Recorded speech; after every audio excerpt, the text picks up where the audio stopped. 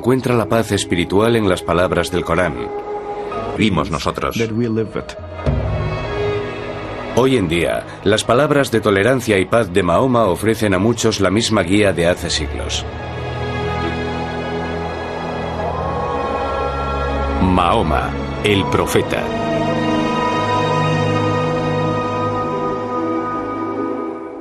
Por respeto a las creencias y prácticas de los musulmanes, en esta biografía no se mostrarán imágenes ni del profeta Mahoma ni de su familia inmediata.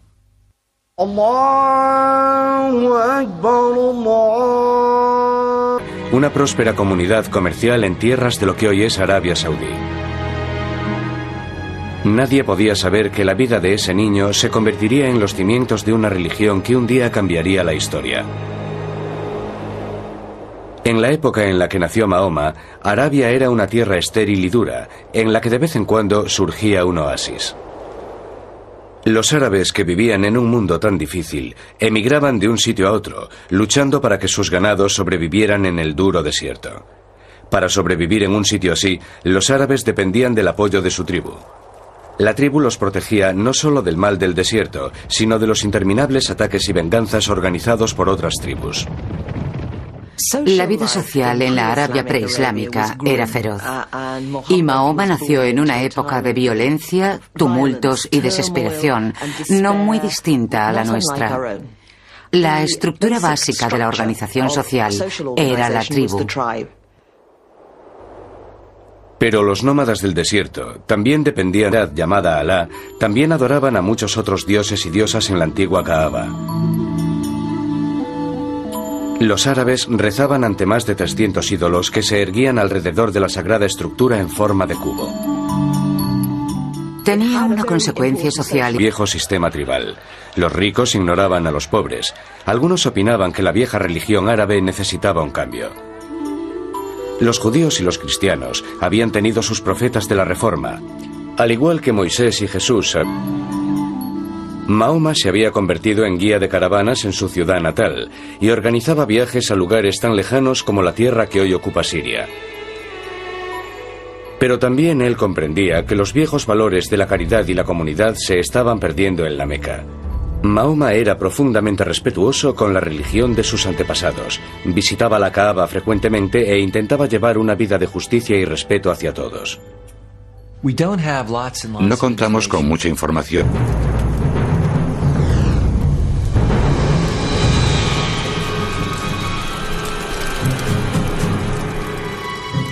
Revela en el nombre de tu Señor el Creador.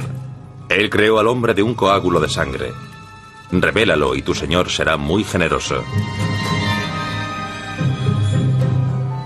Mahoma estaba aterrado y salió corriendo de la cueva. Estaba seguro de que le estaba ocurriendo algo horrible, pero mientras intentaba descender de la montaña, el ángel regresó y le habló. Oh Mahoma, tú eres el mensajero de Dios, y yo soy Gabriel. Antigua religión. En cierto modo, el profeta llamaba a la gente para que regresase a la única fe verdadera, a la fe de Abraham, y al único Dios verdadero, no a un Dios nuevo, sino al único Dios verdadero que se había revelado ante Adán, Abraham, Moisés y Jesús. Por lo tanto, Mahoma, en el sentido más amplio de la palabra, es un reformador. Exigió una nueva y radical expresión de fe. Las palabras comenzaban así. Él es Alá, el único. Alá, el eterno, el absoluto. No. Su verdadera identidad echaba raíces en la familia, en las relaciones del clan, de parentesco, porque era eso lo que les daba una posición en el mundo. Cuando llega Mahoma con sus nuevas ideas religiosas o intentando renovarlas, centrándose en el monoteísmo, la gente se preguntaba, ¿qué pasó con nuestros abuelos o nuestros bisabuelos que eran paganos? Y Mahoma tenía que contestar, estarán quemándose en el infierno, porque no creyeron en un Dios único. Este nuevo mandamiento se llamaría Islam, que significa acto de rendición a la voluntad de Dios. Algunos en un principio no hacían ni caso. Como hiciera Jesús antes que él, el ministerio de Mahoma volvía al padre en contra del hijo y a la familia en contra de la familia. La clase dirigente tenía miedo de que un hombre que decía recibir mensajes especiales de Alá, el Dios supremo del panteón árabe, pronto exigiese mayores poderes políticos. Vecinos que le arrojaban porquería e insultos en las calles. Durante 2 años, los líderes Quraysh prohibieron el matrimonio y el comercio con cualquier. Es en esta época terrible, cuando Mahoma se quedó casi sin recursos, en la que vivió su experiencia mística más grande. Una noche del año 620, el ángel Gabriel volvió a despertar a Mahoma. El ángel le regaló una criatura similar a un caballo alado que llevó al profeta a través del cielo nocturno hasta Jerusalén. Allí lo recibieron Abraham, Moisés, Jesús y los demás profetas. Su viaje celestial a Jerusalén sugirió a Mahoma que estaba entrando en una nueva fase de su servicio a Dios y al Islam. También comprendió que no podía seguir quedándose en la Meca.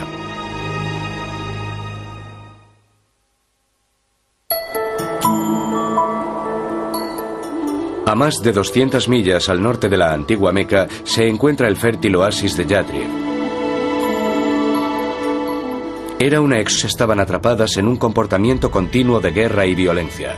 Era necesario que ocurriera algo que rompiera esa pauta.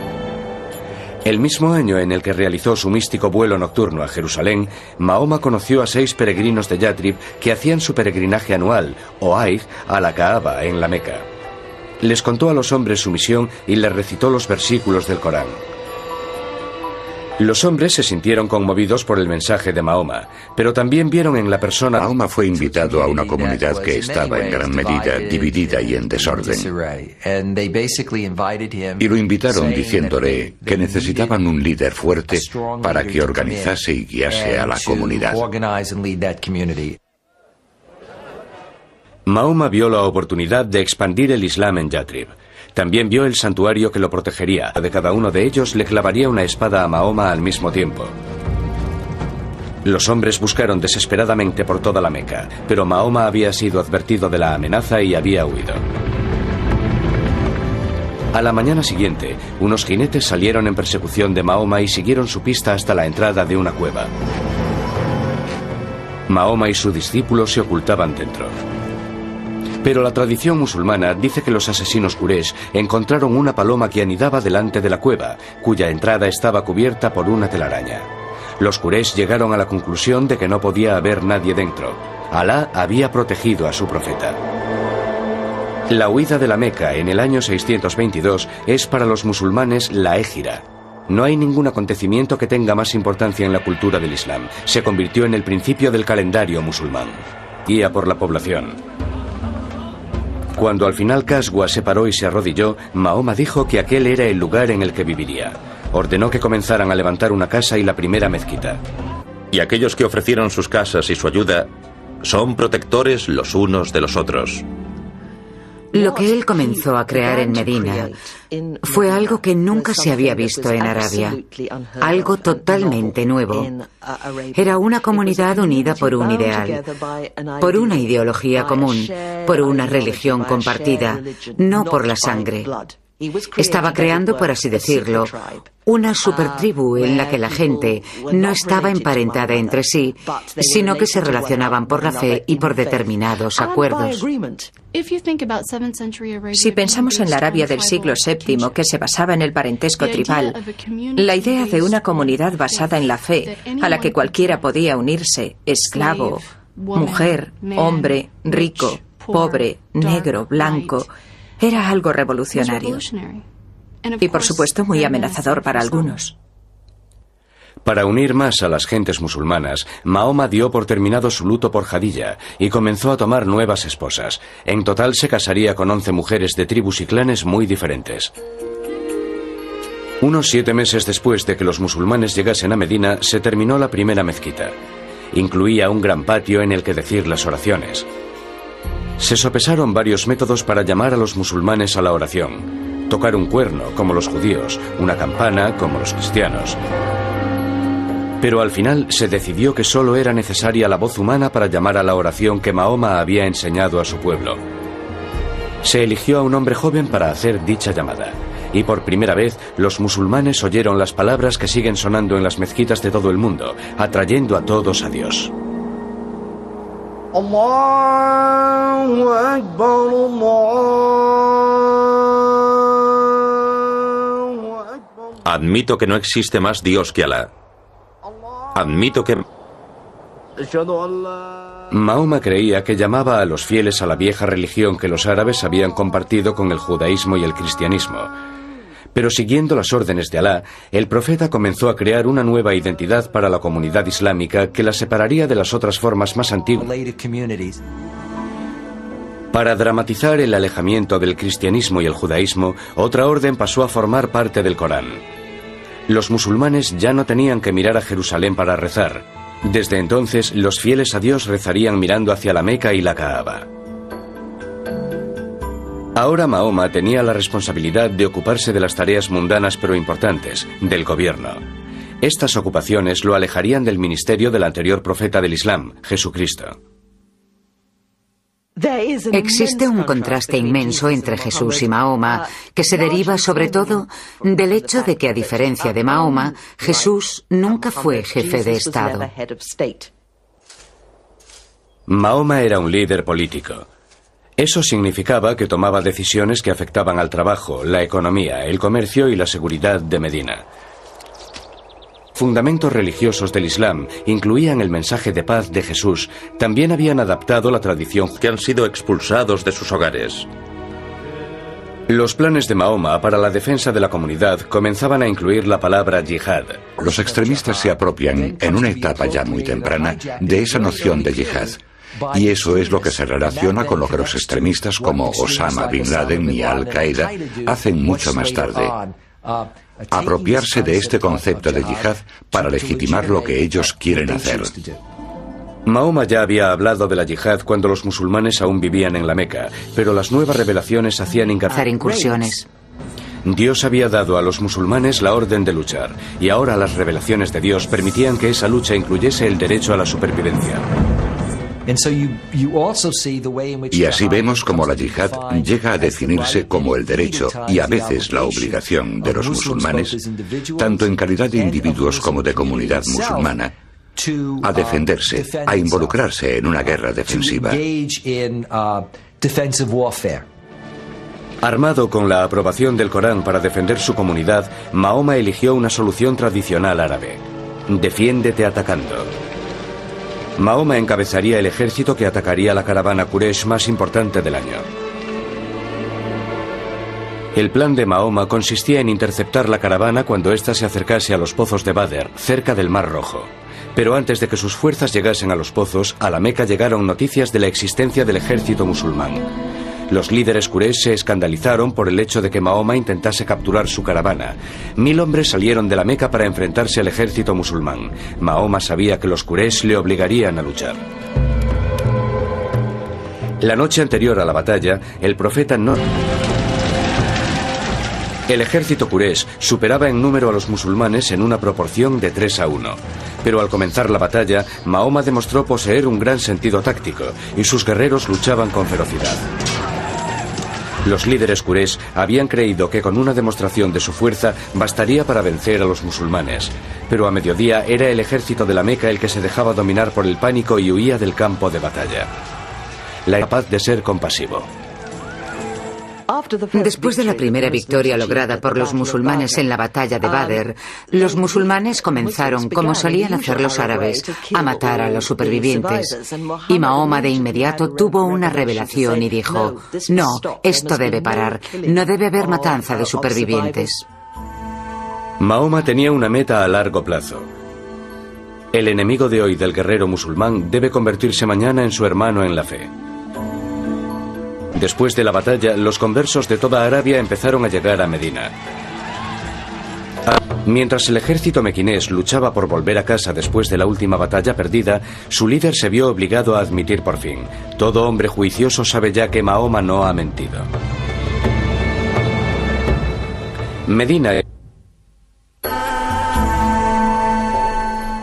La vida de Mahoma en Medina era austera pero cómoda. Tenía pocas posesiones, pero no le faltaba de nada. Habitaba unas habitaciones adyacentes a la mezquita y solía pasar cada noche en la habitación de alguna de sus mujeres. Las esposas de Mahoma formaban un grupo diverso. Una era judía, otra beduina, incluso una era su prima. La mayoría habían sido elegidas por motivos políticos, pero unas pocas, como su tercera esposa, Aisha, eran claramente asunto del corazón. Mahoma dijo a sus seguidores que las revelaciones de Dios decían que cada hombre podía tomar no más de 4 esposas, y el marido debía tratarlas a todas como iguales. Casaos con mujeres de vuestra elección, 2, 3 o 4. Pero si teméis que no podréis mantener la justicia entre vuestras esposas, entonces casaos solo con una.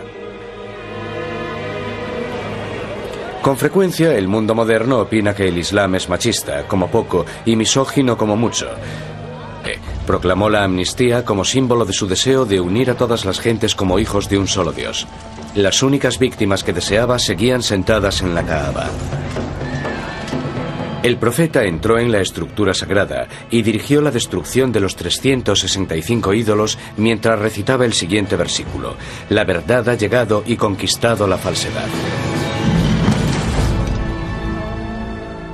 Mahoma había validado su visión y proclamado al mundo la fuerza y vitalidad del Islam.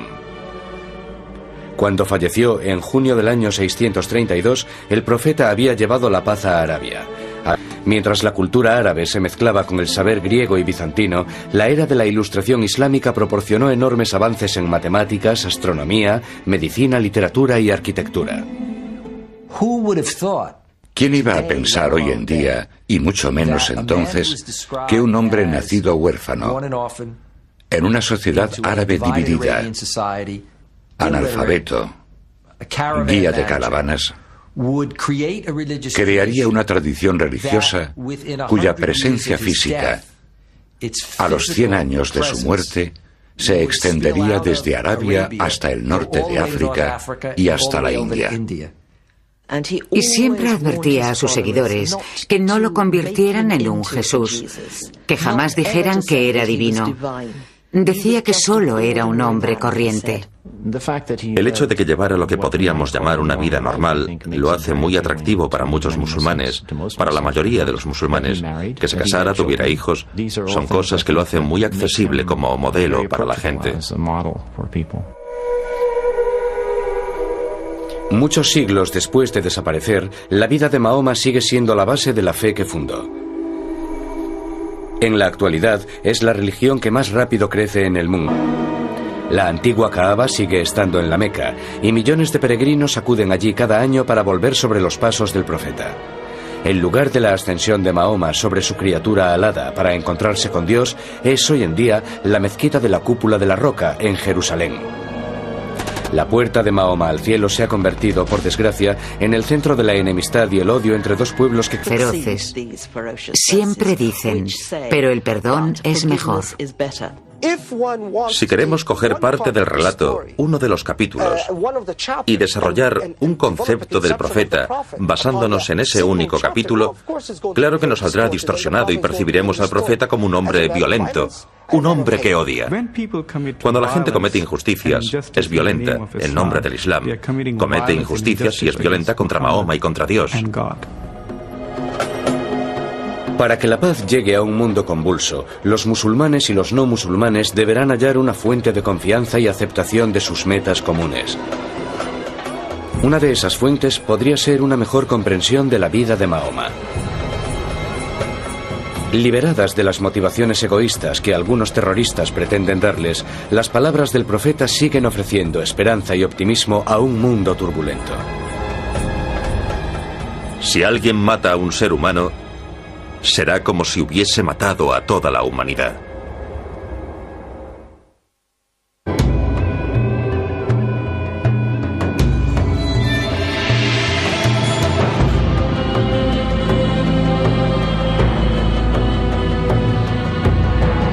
Pero también él comprendía que los viejos valores de la caridad y la comunidad se estaban perdiendo en la Meca.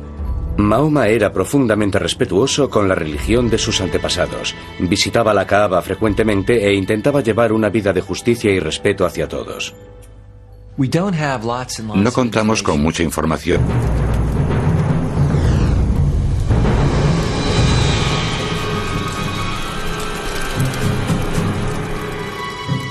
Revela en el nombre de tu Señor el Creador. Él creó al hombre de un coágulo de sangre. Revélalo y tu Señor será muy generoso. Los árabes rezaban ante más de 300 ídolos que se erguían alrededor de la sagrada estructura en forma de cubo. Tenía una consecuencia social. Viejo sistema tribal. Los ricos ignoraban a los pobres. Algunos opinaban que la vieja religión árabe necesitaba un cambio. Los judíos y los cristianos habían tenido sus profetas de la Reforma. Al igual que Moisés y Jesús, Mahoma se había convertido en guía de caravanas en su ciudad natal y organizaba viajes a lugares tan lejanos como la tierra que hoy ocupa Siria. Dependían del apoyo de su tribu. La tribu los protegía no solo del mal del desierto, sino de los interminables ataques y venganzas organizados por otras tribus. La vida social en la Arabia preislámica era feroz, y Mahoma nació en una época de violencia, tumultos y desesperación, no muy distinta a la nuestra. La estructura básica de la organización social era la tribu.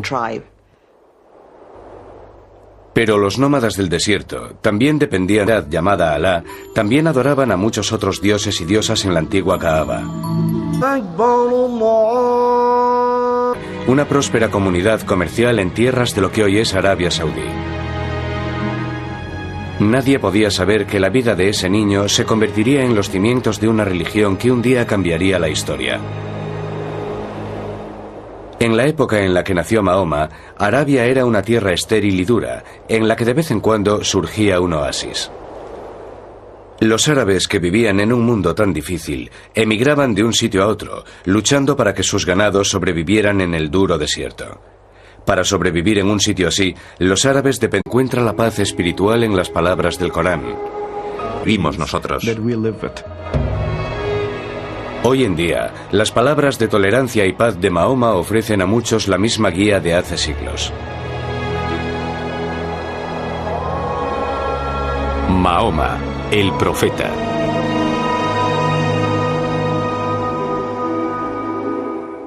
Por respeto a las creencias y prácticas de los musulmanes, en esta biografía no se mostrarán imágenes ni del profeta Mahoma ni de su familia inmediata.